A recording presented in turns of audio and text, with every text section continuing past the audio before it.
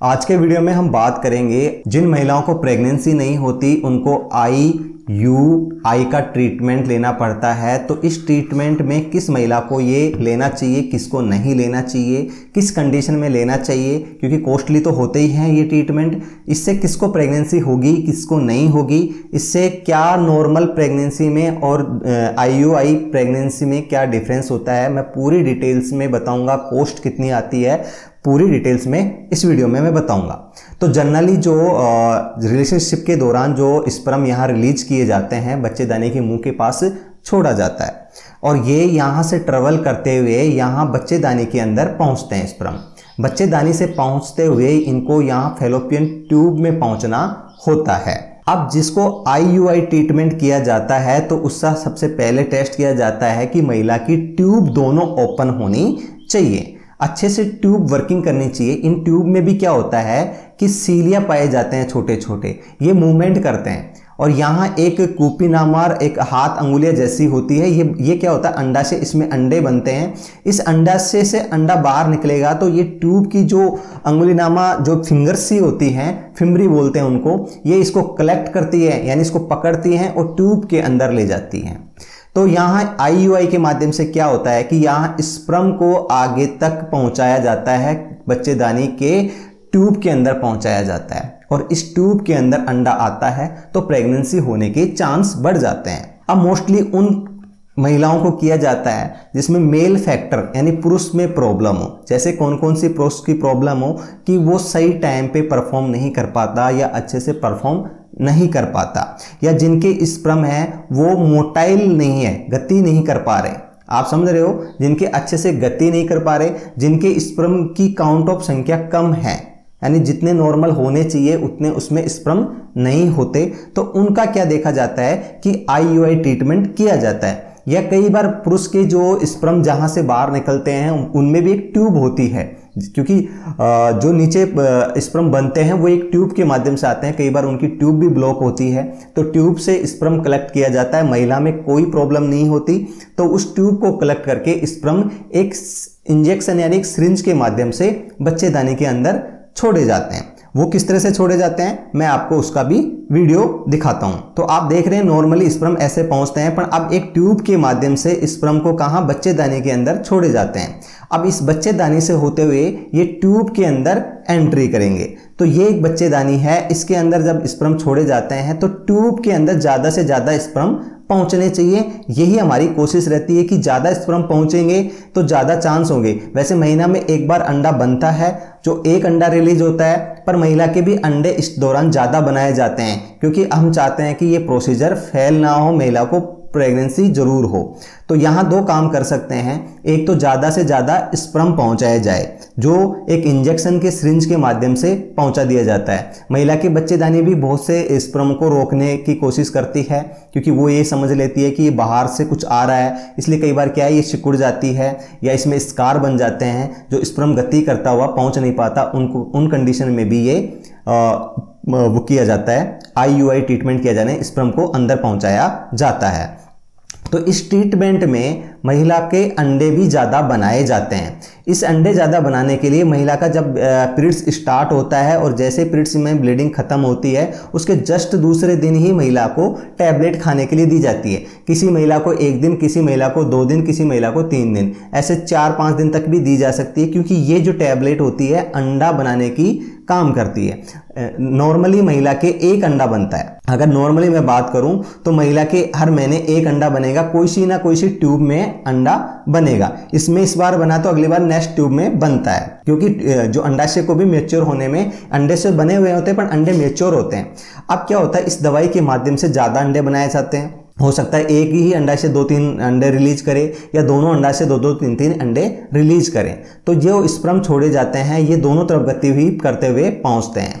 जब ये दोनों तरफ गति हुई करते पहुंचेंगे तो हम भी ये चाहते हैं कि महीने में एक बार ही तो अंडा बनेगा, तो इसलिए अंडे बनने की दवाई दी जाती है।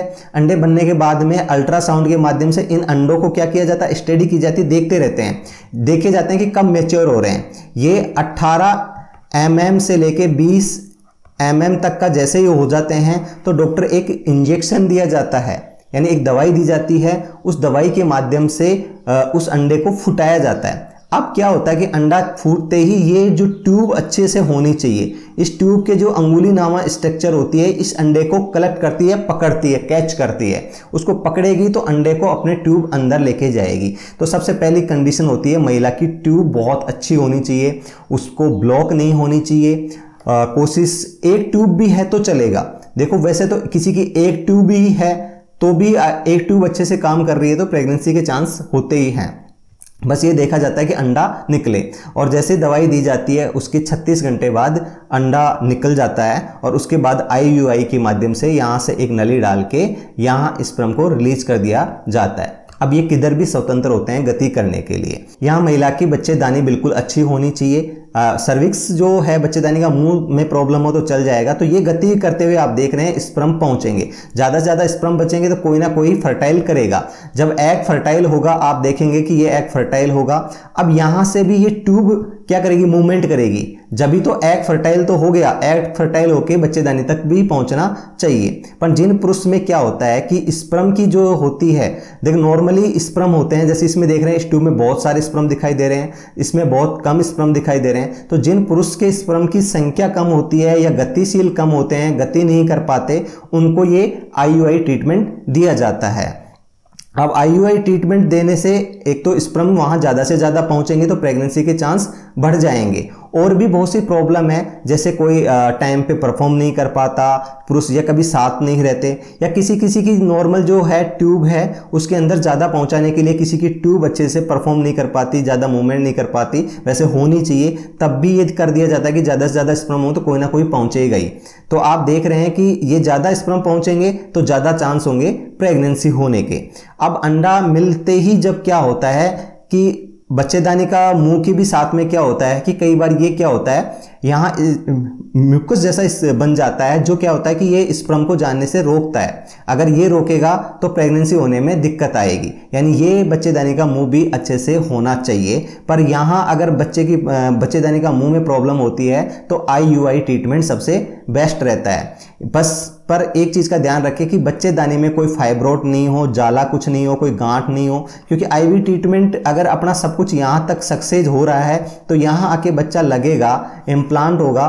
तो अगर बच्चे की दीवार जो है बच्चेदानी की वो अच्छे से होनी चाहिए और इसमें कोई इन्फेक्शन नहीं होना चाहिए। जिन महिलाओं को इन्फेक्शन है तो उनको ट्रीटमेंट लेना चाहिए। तो यानी रूटीन में ये कहूँगा कि जिन महिलाओं में प्रॉब्लम नहीं होनी चाहिए, महिला में अगर इन्फेक्शन की प्रॉब्लम है तो पहले इन्फेक्शन का इलाज कराए, महिला में हार्मोनल इम्बैलेंस की प्रॉब्लम है तो हार्मोनल इम्बैलेंस का ट्रीटमेंट करवाए।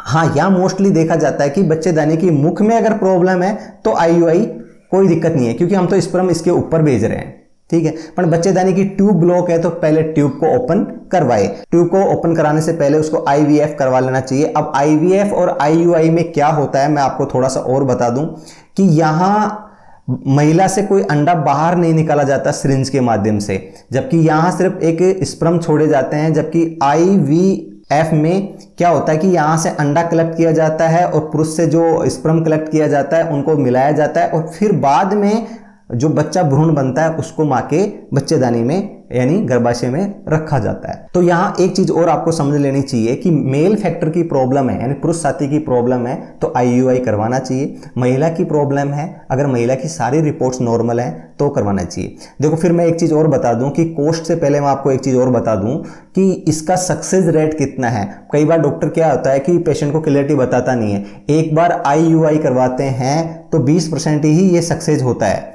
20% ही सक्सेस मान के चलो आप।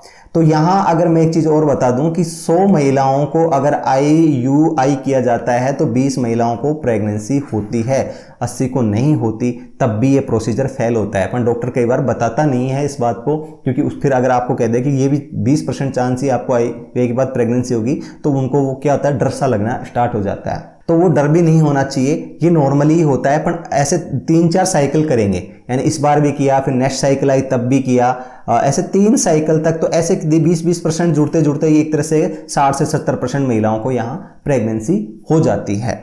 फिर भी कई बार अनडिफाइंड इनफर्टिलिटी होती है कि पता ही नहीं चलता कि क्यों नहीं हो रहा, सब कुछ नॉर्मल है फिर भी पता नहीं प्रेगनेंसी क्यों नहीं हो रही, उसका कोई कुछ नहीं कर सकता, जिसका पता नहीं। बस उसके लिए फिर लास्ट ऑप्शन बचता है कि IVF करवा के देख लें। अब क्या होता है कि यहाँ कोस्ट की मैं बात करूँ, जो मेजर आपका क्वेश्चन होता है कि कोस्ट कितनी होती है, इसकी कोस्ट होती है 5,000 से लेके ये 10,000, 15,000, 20,000। जिस टाइप का हॉस्पिटल है, जिस टाइप की क्लिनिक है, डॉक्टर की अपनी अपनी पर्सनल फीस है। 5,000 का लगभग तो खर्च इसमें आ ही जाता है। अगर मैं बात करूँ कुछ गवर्नमेंट हॉस्पिटल है या सेमी गवर्नमेंट हॉस्पिटल है तो इसमें 3,000 के समथिंग खर्चा आ जाता है, क्योंकि यहाँ क्या किया जाता है कि 3-4 तो अल्ट्रासाउंड ही हो जाते हैं। आपको पता ही है मार्केट रेट में 700, 800, 1000 रुपये के समथिंग तो अल्ट्रासाउंड होता है। तो यहाँ 3, 4, 5 अल्ट्रासाउंड हो जाता है। कुछ मेडिसिन खाने को दी जाती है। कई बार क्या है, जिन महिलाओं को अंडा नहीं फूटता तो अंडा फूटने के लिए इंजेक्शन दिया जाता है, और उसके बाद में ये ट्यूब के माध्यम से ये प्रोसीजर भी ओटी के अंदर ही होता है, ऐसे बाहर किसी खुले रूम में नहीं होता जहां ऑपरेशन थिएटर होता है। हाँ, इसमें किसी को बेहोश नहीं किया जाता, कोई किसी प्रकार का दर्द नहीं होता, पर एक स्टाइल प्रोसीजर होता है कि वहां जाके ये प्रोसीजर किया जाता है। तो 2-3 हज़ार रुपये चार्ज तो एक ओटी का होता ही है, उसको क्लीन करके एक परफेक्ट इन्वायरमेंट करने के लिए। तो ये 5,000 मिनिमम आप मान के चलो। 5 से कोई हॉस्पिटल वाला 10,000 लेता है, कोई 15,000 लेता है, कोई 20,000 लेता है। ऐसे ही IVF का भी है, जिसमें अंडा कलेक्ट किया जाता है, अंडा बनने की दवाई दी जाती है, और फिर अंडा और पुरुष साथी का स्पर्म को मिलाया जाता है। तो ये भी प्रोसेस में पैसा खर्च होता है, मशीनें आती हैं, उपकरण होते हैं, यानी जो इंस्ट्रूमेंट होते हैं वो मोस्ट कॉस्टली होते हैं। तो मैं एवरेज बता देता हूँ कि ये भी 25 हज़ार से लेके 50,000 तक का प्रोसीजर होता है। फिर बहुत बड़े हॉस्पिटल होते हैं, उनमें लाखों लाखों रुपए लिया जाता है। तो इस चीज़ का आप मान के चलो कि IVF करवा रहे हो तो आप 20,000 से कम तो किसी में मुझे लगता नहीं होता होगा, और IUI करवा रहे हो तो 5,000 से कहीं होता नहीं होगा। फिर भी कुछ गवर्नमेंट हॉस्पिटल, अगर सभी गवर्नमेंट हॉस्पिटलों में नहीं होता, पर जो कुछ बड़े सेंटर हैं गवर्नमेंट हॉस्पिटल हैं उनमें IUI या IVF होता है, तो वहाँ सस्ता पड़ सकता है। सिर्फ आपको वो इंजेक्शन और दवाई का खर्चा देना पड़ सकता है, बाकी कुछ OT के ये इंस्ट्रूमेंट का खर्चा आता है जो खरीद के लेके आना होता है, ट्यूब जैसी, बाकी ज़्यादा खर्चा नहीं आता। अब यहाँ एक चीज़ और ध्यान रखें कि मोस्टली अगर पुरुष साथी की प्रॉब्लम हो तो IUI करवाएं, समझ रहे हो, IUI करवाएं। अगर महिला और पुरुष दोनों की प्रॉब्लम हो सकती है तो फिर किसी में पता ही नहीं चला किस में प्रॉब्लम है, तो फिर IVF करवाएं, ये आप ध्यान रख लें। और ये 3-4 बार करवाने के बाद में अगर फिर भी प्रेगनेंसी नहीं होता तो 6 महीने का ब्रेक दें, उसके बाद में करवा के देखें। और डरे नहीं, इसमें भी महिला पुरुष खुद का ही बच्चा होता है। हाँ, जिनके पुरुष साथी का स्पर्म बनते ही नील है, उनका हो ही नहीं सकता, तो वो कई बार डोनर का खरीद के लिया जाता है स्पर्म, तो भी कॉस्ट थोड़ी बढ़ जाती है। और कई बार क्या है, पुरुष साथी सब कुछ परफेक्ट होता है, किसी महिला के अंडे नहीं बनते, तो अंडा किसी और महिला का लिया जाता है तो कॉस्ट बढ़ जाती है। तो ये एक बात की ऑप्शन है, पर IUI का मैं यही ट्रीटमेंट है कि आप इस कॉस्ट में इस तरह से आपको हो सकता है। और यदि मेरा वीडियो अच्छा लगता है तो प्लीज़ चैनल को सब्सक्राइब करें।